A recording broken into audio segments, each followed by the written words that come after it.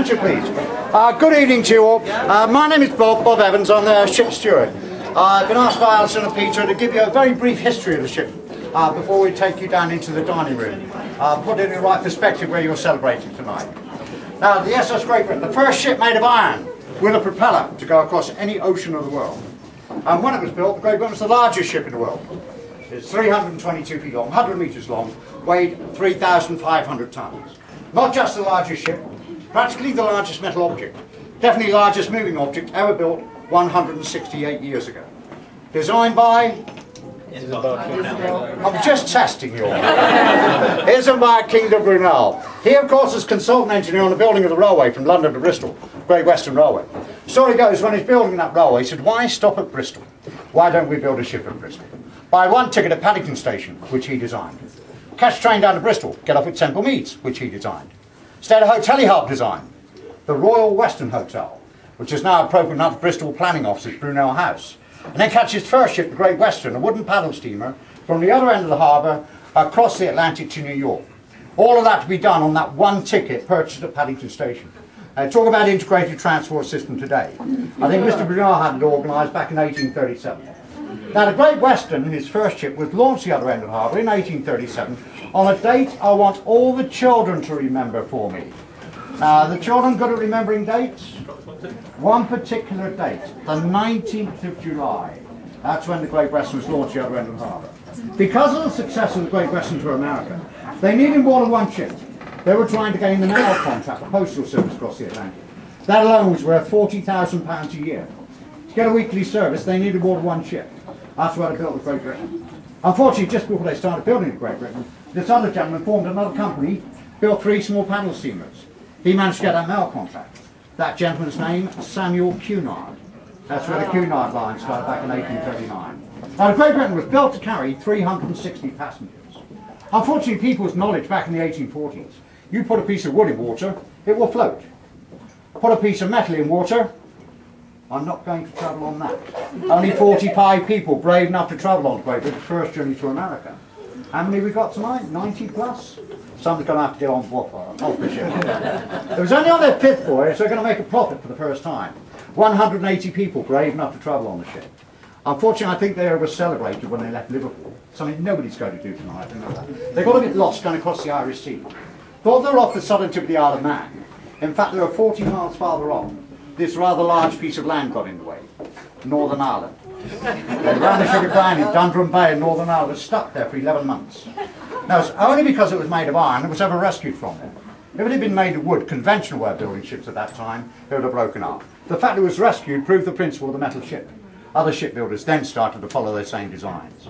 Unfortunately, the owners, the Great Western Steamship Company, went bankrupt, lost all their money. So the Great Britain was sold to another company operating a service to Australia. In 1850, they found gold in Australia.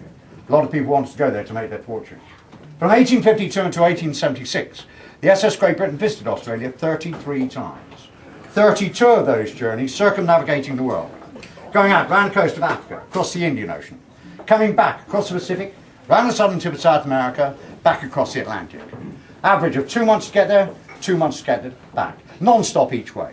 The fastest sailing ships on that route at that same time, such as that young vessel up at Greenwich, Cuddy Sark, which is 26 years younger than this one, her best time to Australia 72 days. The SS Great Britain's best time, 53 days. You are celebrating tonight on board the 1850s equivalent of Concorde, the fastest way of getting around the world at that time. Peter and Alison, fast couple as well, are they? Or not? Sorry about that, ladies and gentlemen. Originally 360 passengers. Journeys to Australia up to 750. Twice the number. They had to put another deck above the top deck of the ship. We estimate about 1 million Australians and New Zealanders are descendants of the passengers sailed there on the Great Britain. Trooping for the Crimean War, Indian mutinies. 1,600 troops at a time on board the Great Britain. In the year 1855-56, she carried 45,000 troops around the Mediterranean for the Crimea. She ended up her days as a sailing cargo ship, got in distress at Cape Horn, the southern tip of South America.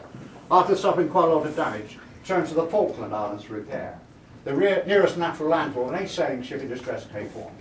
They got to the Falklands. The Great Britain was then sold to the Falkland Island Company, used for a floating warehouse in Stanley Harbour.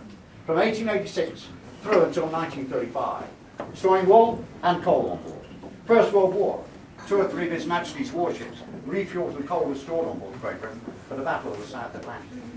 1935, top deck had rotted. She was no longer any use for storage. So the Great Britain was offered to the Royal Navy as a target ship. We're going to turn to the Atlantic, fire shells at sea. Fortunately for us, the offer was turned down. She was then towed to a small bay in Falkland, Sparrow Cove, purposely run onto the beach.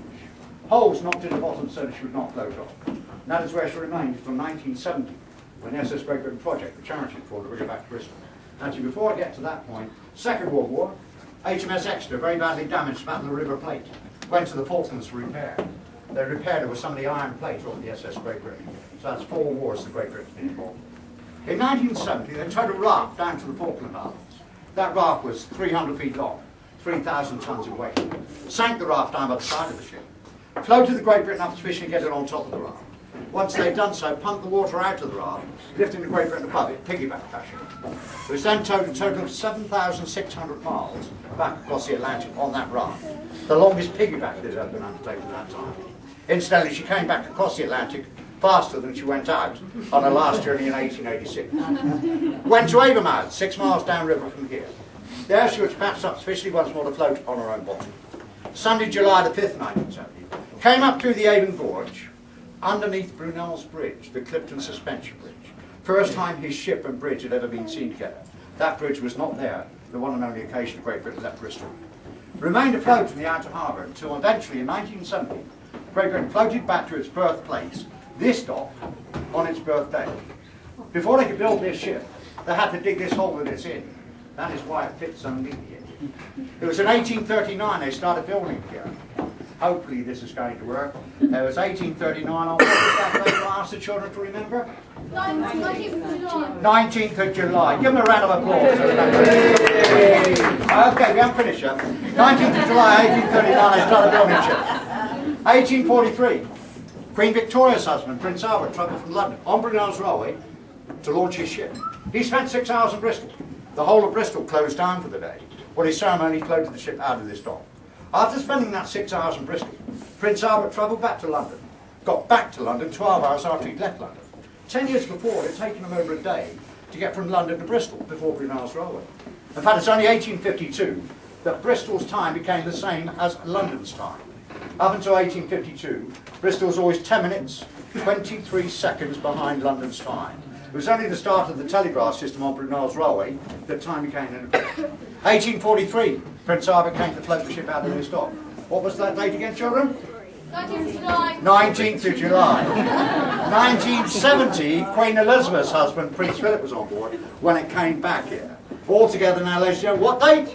19th of July. You've got that under. Well done, Major. When it came back in 1970, it's just a hollow shell. Nothing above your head, nothing inside whatsoever. We've been working on it ever since.